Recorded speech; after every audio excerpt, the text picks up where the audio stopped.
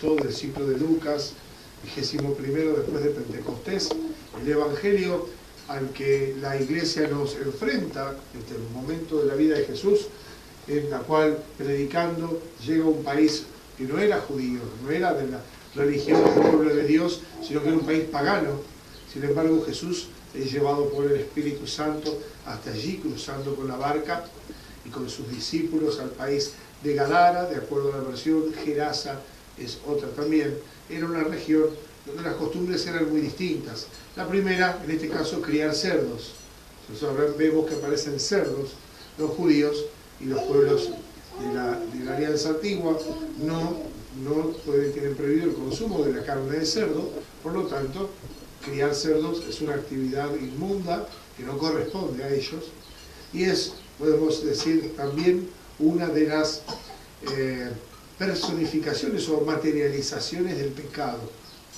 La impureza ritual que establece la ley de Moisés es una figura de la impureza moral, la malicia moral a la cual nos entrega nuestros pecados. Desde ya que dice San Pablo, nosotros los que conocemos la gracia, los que hemos recibido la gracia, es decir, la salvación por Jesús, entonces nosotros estamos liberados del yugo de la ley. Es decir, no estamos obligados a seguir las prescripciones de comer esto y no comer aquello como puro o impuro, de acuerdo a lo que dice el Antiguo Testamento, sino que esa pureza o impureza es elevada a otro nivel. Es mostrada como figura de la vida del orden moral. Amar el bien y apartarse del mal, dice el Salmo 33. Apartarse del mal, no solamente no hacerlo, apartarse de él, porque sabemos que el mal no es un fenómeno pasivo, sino que también mancha, contamina, se expande. Cuando se mete alguna alimaña en casa, ya sean las cucarachas o las lauchas o lo que fuera, sabemos que no se quedan pasivas, cruzaditas de patitas, sino que se multiplican rápidamente de acuerdo a condiciones que las favorecen. Yendo al Evangelio en el cual encontramos lo primero que surge ante nuestra vista es el endemoniado que, desnudo, gritaba, no podían retenerlo ni con cadenas ni con ropa, y vivía en los sepulcros, en la zona del cementerio, lugar impuro también si los hay, que también es una clásica morada de los espíritus impuros, de los espíritus malignos, ¿sí? Los lugares abandonados, es un clásico. Los lugares que no están habitados por los hombres muchas veces huyen de estas presencias que han quedado al margen de la gracia de Dios.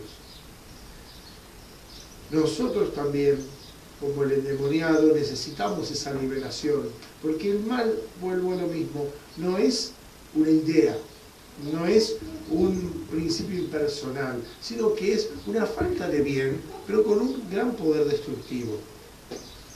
Entonces, lo primero es conocer el bien y aficionarnos al bien, a la práctica del bien, ya que el bien también no es algo que está en una estantería, sino que está en la perfección de todo lo que hacemos, por amor, está en todo aquello que buscamos, que tiene entidad. Dios ha hecho todo bien, Dios ha hecho todo bueno y para el bien, pero depende también de lo que hagamos que resultará. El endemoniado fue liberado de esa terrible presión, de esa posesión que lo ponía fuera del mundo de los hombres. Es devuelto sano en sus sentidos, vestido y con una buena nueva para contarles. Yo, el que estaba en los sepulcros, que me han visto y me han temido por encontrarse conmigo, bueno, yo vengo a darles una gran noticia. La salvación ha venido aún para nosotros, porque hay alguien que me liberó. Esto es lo que le manda a Jesús, decir, vete y da testimonio entre los tuyos. Ahora bien, cuando viene Jesús a nuestra vida, en el caso del endemoniado lo vemos muy feliz, muy compuesto frente al bien, muy determinado, él no duda, quiere seguir a Jesús. Jesús le dice que haga tal cosa y él va y la hace. Así lo documenta el Evangelio. Sin embargo, nos encontramos con los que crían cerdos. que ven estropeado su negocio por la presencia de Jesús. Y esos más, los aldeanos, le piden por favor a Jesús que se vaya. Le piden por favor a Jesús que se retire de sus vidas. Que si bien es claro que Él puede hacer el bien, ese bien no les conviene, porque los priva de su mayor bien, que son esas posesiones. Y aquí, hermanos, que nosotros muchas veces, y también nuestros hermanos, padecemos de esto, de una alergia a Jesús, alergia al verdadero Jesús, alergia a Jesús que nos trae la salvación. No, por supuesto, cuando lo vemos como un proveedor de algún bien que nos interesa, sino como alguien que viene a hacer de nuevo nuestra vida, a establecerla sobre bases nuevas.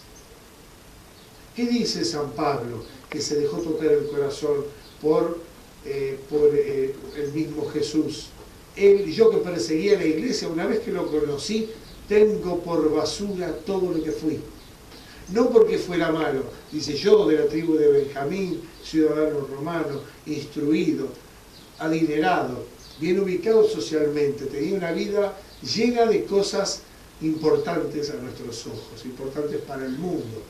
Sin embargo, tengo todo esto por basura a fin de ganar a Cristo. Así experimenta la persona que ha sido tocada. No que Jesús viene en un mal momento porque me pone en el aprieto de tener que elegir entre Él y el mundo, sino que vemos justamente la necesidad profunda que tenemos de Dios, y que una vez que el Señor viene a nosotros, ya no hay más sombra, y ya no hay más tiniebla, ya no hay más incertidumbre. Él viene a establecer un reino de luz, un reino de paz, un reino de fuerza, de virtud, de bien, de verdad en nuestra vida y en la vida de los demás. Pero hemos de aceptar las mismas condiciones que Jesús pone. Hemos de creer en Él, confiar en Él y ponernos en sus manos. Es decir, creer, confiar y ponernos en manos de la Iglesia. La otra vez me estaban contando en un caso, un grupo de personas, algunas que tienen la costumbre de rezar juntas en su casa. Algunas de esas personas van a la parroquia, ¿no? Y algunas de las personas ya no van a la parroquia. ¿Qué tenían en común todas esas personas cuando se juntaban a rezar? Que rezaban el rosario. Miren qué cosa buena. ¿Qué otra cosa tenían en común todas esas personas? Que hacían reiki. Y una de esas personas había dejado de ir a la parroquia porque el sacerdote le explicó que el reiki es incompatible con el Evangelio, porque ese trabaja con fuerzas cuya esencia no necesariamente está sirviendo a Cristo. Por lo tanto, es como hacer un refresco con agua contaminada. Refresca, pero contamina. Tener mucho cuidado. Y las otras personas tenían más fe aún. Sencillamente lo que decía el sacerdote para ellas no tenía ninguna importancia. Lo que importaba era lo que querían hacer. Entonces, los reunía suponía aparentemente la piedad de la Virgen, pero los unía aún más, ¿sí?, la falta de fe. Porque aunque uno reza el rosario y diga y balbucee, cuando uno escupe a la iglesia, cuando uno al Jesús verdadero que nos dice yo soy el camino, la verdad y la vida, nadie lo Padre decir por mí, fíjense cuánto esfuerzo bueno había, pero qué mal ordenado. Cuánto esas personas se deben sentir sabias, fuertes, seguras de sí mismas para afirmar una tontería, una ignorancia tan grande como que la práctica de una técnica que tiene un poco de técnica y un poquito también de culto. Cualquiera que sabe de niveles más profundos sabe que no se invoca fuerzas sin nombre. Los cristianos invocamos un nombre, el de Jesús. Y ellos invocan otros nombres, hay que tener mucho cuidado con eso. Sin embargo, estas personas, fíjense, estaban unidas por la misma falsa fe. Dice Jesús, yo os envío. El que a vosotros os recibe, a mí me recibe. El que a mí me rechaza, a usted, el que rechaza a vosotros, me rechaza a mí, y el que me rechaza a mí, rechaza al que me envió. La iglesia no es un club de ideas, sino que es una familia y un cuerpo. Y se pertenece de una manera orgánica y unida. ¿Para qué digo esto? Con la esperanza de que alguna persona escuche y deje entrar un huequito para que la iglesia ponga la luz de Cristo y llegue a ver, y no viva como un ciego que se arrastra por este mundo buscando técnicas para hacerse igual a Dios. La gracia nos hace divinos y nos transforma en otros dioses por participación, es decir, en santos. Más poder sano y santo que ese no hay. Y si no somos eminentes en eso es porque todavía no hemos descubierto cómo abrir aún más nuestro corazón a la presencia de Cristo que viene a salvarnos, que se da en su cuerpo y en su sangre, que viene para que nosotros irradiemos ya no fuerzas caídas de este mundo, cuyo príncipe, el príncipe de este mundo, no es una leyenda urbana, es una categoría teológica. Es verdad, la iglesia lo enseña. El infierno no es un género literario, es un estado de llamas, de sufrimiento y sin arreglo, porque una vez que uno cae no se sale jamás, no hay jamás de dónde salir. Entonces la iglesia nos enseña para que nos salvemos y nosotros, tercos, porfiados, desafiamos la autoridad del Espíritu Santo, que es la que hace que la iglesia enseñe sin error. Que nuestra Santísima Madre, aquella que siempre es fiel junto a su Hijo para llevarnos al cielo, nos inspire verdadera fidelidad filial a nuestra Madre la Iglesia. Amén.